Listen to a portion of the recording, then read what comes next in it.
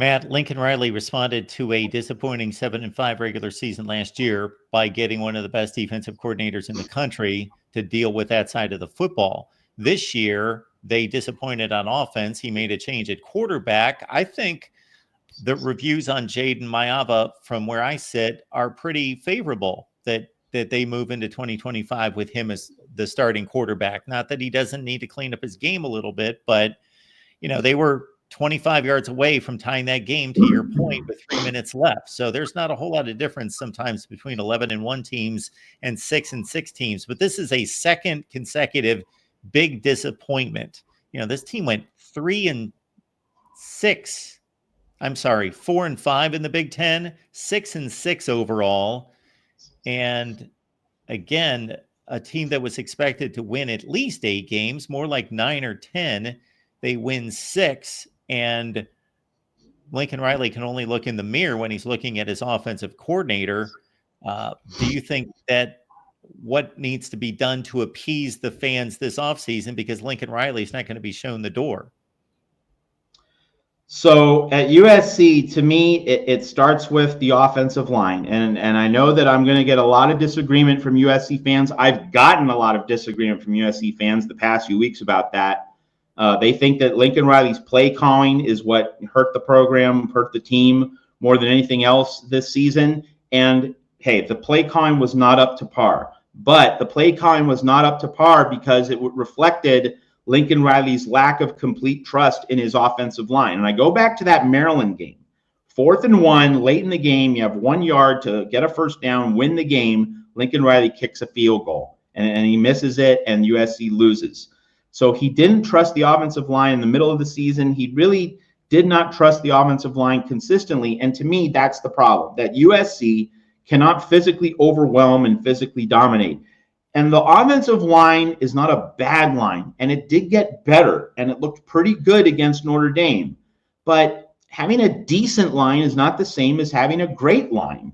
And so, slight to moderate progress from last season's disaster on the offensive line, to me, that's not enough. To me, USC can do better than Josh Henson as offensive line coach. Now, Riley has in public said he likes the progression of the line, and it was a young line.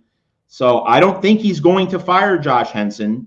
I think he's going to retain him, and I think that Riley is banking on these young guys. Now, Elijah Page made great forward strides this season. So you get him in next year, and maybe he can be a lockdown guy start to finish. However, USC's losing Emmanuel Pregnon, who is an excellent lineman, arguably probably the most consistent lineman from game 1 through game 12. Elijah Page and some of the other guys, they got better from the middle of the season to the end, but Pregnon was pretty consistent from the start in early September through the whole season. He's accepted an invite to the East-West Shrine Bowl, so he's off to the pros. And you just can't go into a season thinking, well, maybe, hopefully, we'll put it all together. You need to know, right? You need to be assured that this is going to get done. I don't feel assured that this is definitely going to happen for USC's offensive line under Josh Henson. And so we go back to the quarterback situation.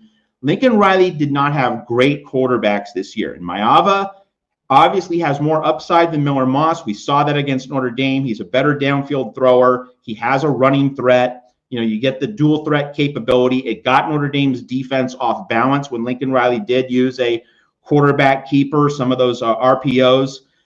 So Maiava brings more upside to the table, and a lot of USC fans feel reasonably enough that he should have been starting earlier in the season. But here's the thing. Maiava doesn't have it all figured out. He threw those 2 late interceptions. He threw an interception, a pick 6 against Nebraska as well.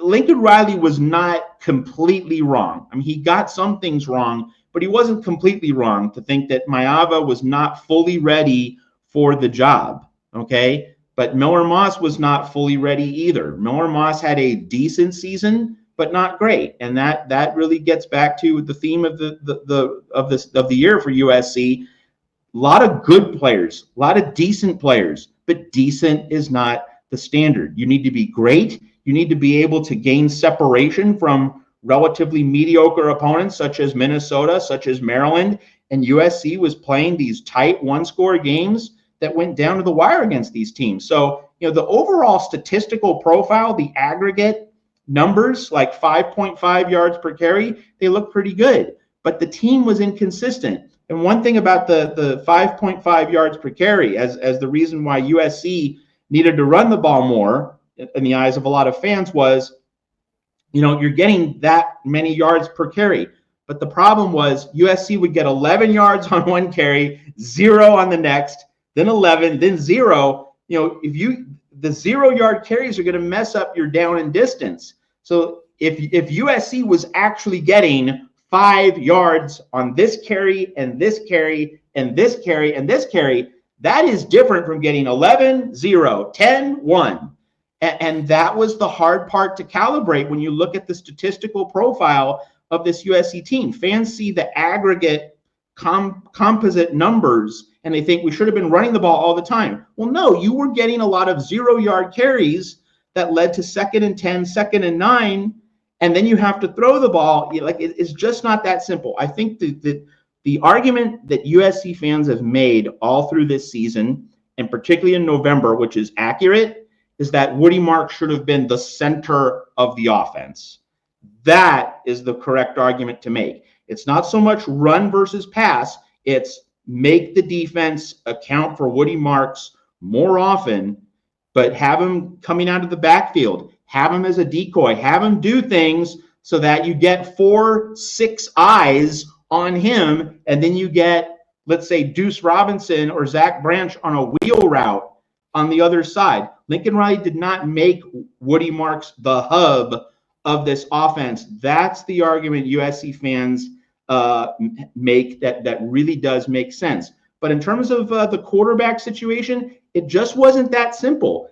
It was not as though Maiava was clearly way better than Miller Moss, because Miller Moss was solid against LSU, solid against Wisconsin, solid against Penn State. He played generally well in those games, but he didn't get better. He didn't weed out the mistakes, and he did cost USC, especially against Washington, when he threw 3 picks. But Miller Moss provided some really good moments early in the season. And no one was calling for Miller Moss to be benched 1 month into the season. He beat Wisconsin. USC beat Wisconsin with a big second half, and it seemed as though everything was possible for USC. It went wrong against Minnesota, but then Moss played a really good game against Penn State.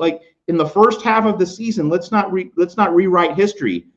In the first half of the season, Miller Moss played generally well, and USC lost because the offensive line was not protecting him. Now, the offensive line got better in the second half of the season, but Miller Moss didn't get better along with the offensive line, and that's really when you heard the Lincoln Riley should be running the ball more. And against Maryland, against Washington, no question, he should have run the ball more, should have found a better balance. But the idea that, well, if Jayden Maiava was starting in September, USC would have won those games against Michigan, would have won against Minnesota. When you look at the mistakes Maiava made against Nebraska and Notre Dame, you can't necessarily say that. And so I go back to my final point here, something I've said at Trojans Wire, something I've said the previous few weeks on our USC shows, is that if you don't have one great quarterback like Caleb Williams, and you have 2 good quarterbacks, but not great, as Miller Moss and Jayden Maiava are in 2024, you need to play both. You shouldn't play one to the exclusion of the other.